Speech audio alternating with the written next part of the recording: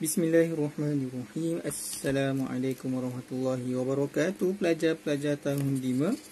Jadi untuk kelas sirah kali ini kita akan buat latihan sambung buku aktiviti muka surat 26, muka surat 26. Jadi macam biasalah, awak siap sedia dulu, keluarkan buku, awak dah tulis semua. Dah siap sedia, awak sambung play video. Pause dulu video ni lah sebab saya tak dapat nak tunggu awak. Okey, saya anggap awak dah bersedia. Muka surat 26, buku aktiviti. Ini berkaitan dengan apa yang kita dah belajar minggu lepas juga, iaitu berkenaan dengan tajuk perlantikan khalifah, penentuan khalifah pertama dalam kerajaan Islam. 1.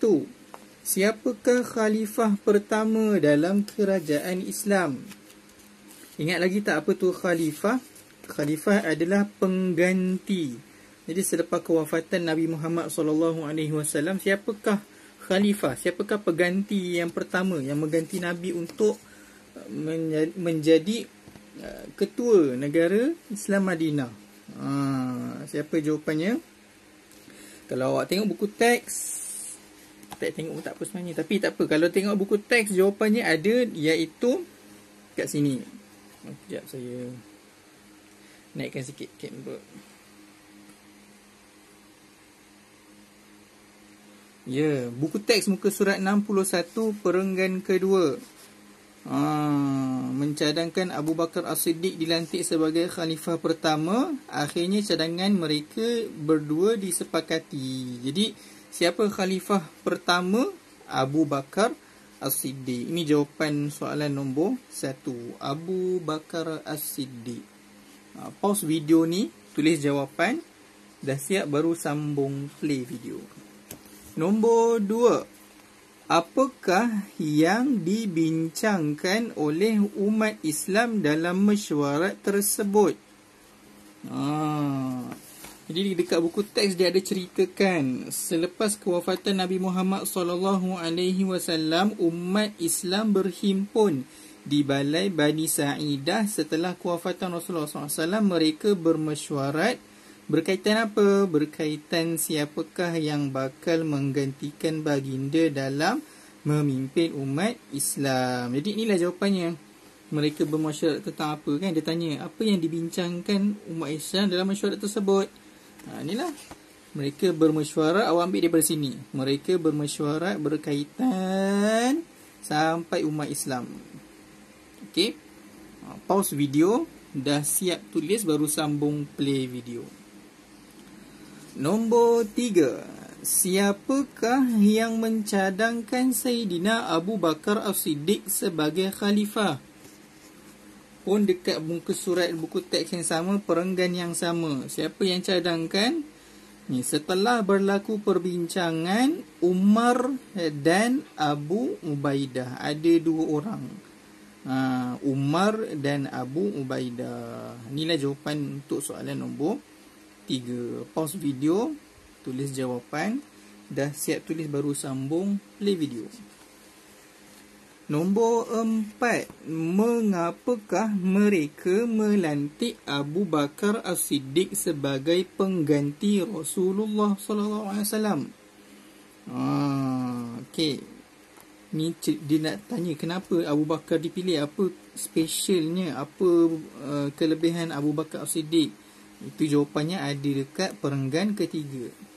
Tadi perenggan kedua kan? Perenggan pertama, perenggan kedua, perenggan ketiga. Abu Bakar As-Siddiq dipilih sebagai khalifah kerana kita conteng sikit.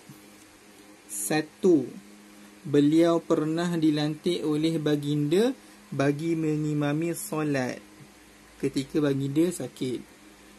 2. Abu Bakar juga merupakan sahabat baginda yang paling rapat dan menemani Rasulullah SAW di Gua Thur dalam peristiwa hijrah. Cukuplah ada 2. So kotaknya pun ada 2 dan ruang dia besar. Maksudnya kena tulislah panjang-panjang tu.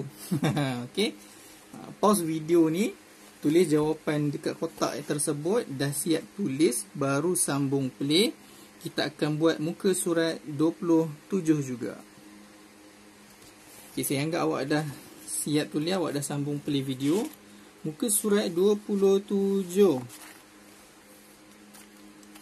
Nombor 5. Mengapakah masalah penentuan khalifah dalam kerajaan Islam timbul selepas kewafatan Nabi Muhammad?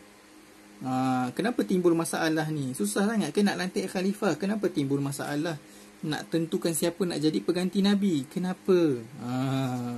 Jawapannya ada dekat mana? Ada dekat perenggan pertama. Naik balik atas sekali.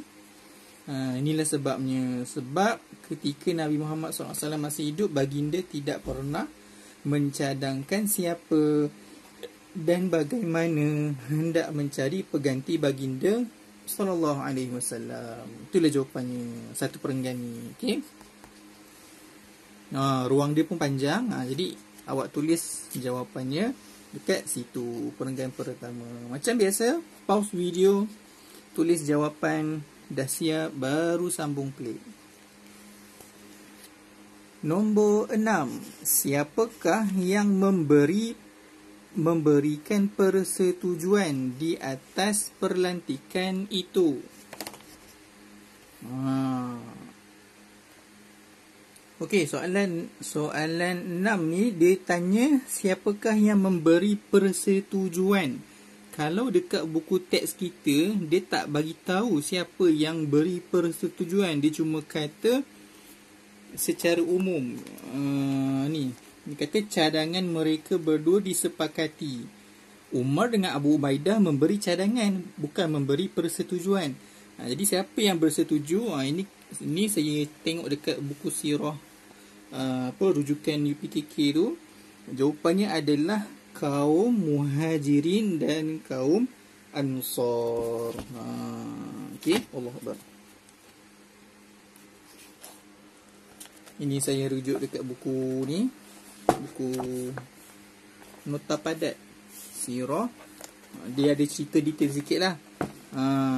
Sebenarnya masa mesyuarat tu, orang Ansar dia ada bagi cadangan untuk lantik daripada kalangan orang Ansar. Kemudian Umar tidak bersetuju.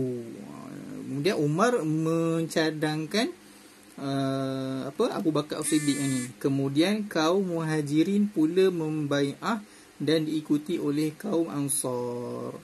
Hal ini menunjukkan kaum Muhajirin dan Ansar bersetuju dengan lantikan Abu Bakar. Jadi siapa yang bersetuju? Kaum Muhajirin dan Ansar. Okey. So untuk nombor 6 ni saya tulis jawapan kat sini lah. Awak boleh salin kalau tak tahu eja macam mana. Kaum Muhajirin,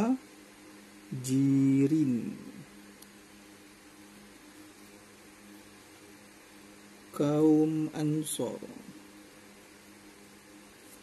Okey. Kaum Muhajirin dan kaum Ansar. Siapa Muhajirin? Orang Islam yang berhijrah dari Mekah. Siapa Ansar? Orang Islam yang memang penduduk asal Madinah. Mereka dua kaum ni bersetuju, memberikan persetujuan di atas perlantikan itu.